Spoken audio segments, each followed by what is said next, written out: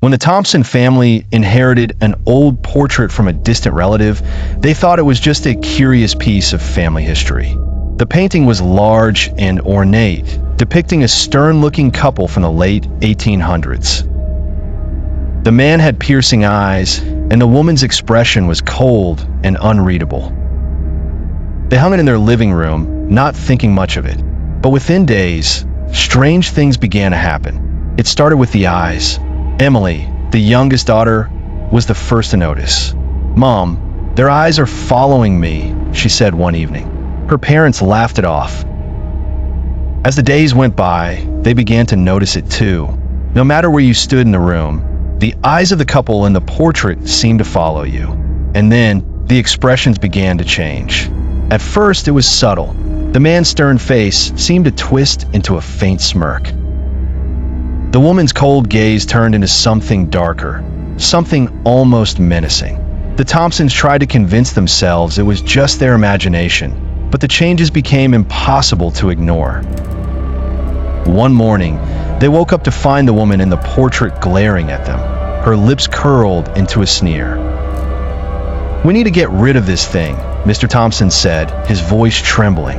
But when they tried to take the portrait down, it wouldn't budge. The nails holding it in place were rusted and ancient, but they felt like they were welded to the wall. And then the whispers started. At first, they were faint, barely audible. But as the days passed, the whispers grew louder, more insistent. They seemed to come from the portrait itself, though no one could make out the words. Emily started having nightmares, screaming in the middle of the night about the angry people in the painting.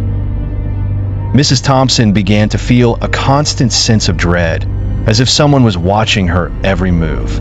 Desperate for answers, the Thompsons decided to investigate the portrait's history. What they discovered horrified them. The couple in the painting were distant relatives who had died under mysterious circumstances.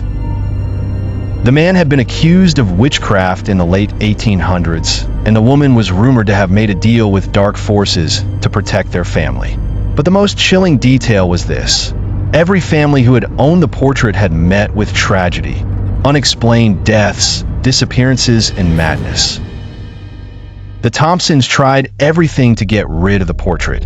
They called priests, psychics, even an art historian. But nothing worked.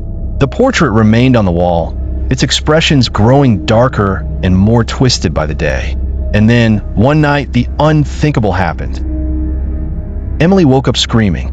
Her parents rushed to her room to find her staring at the wall, her face pale with terror. "They're here," she whispered. "They're in the house."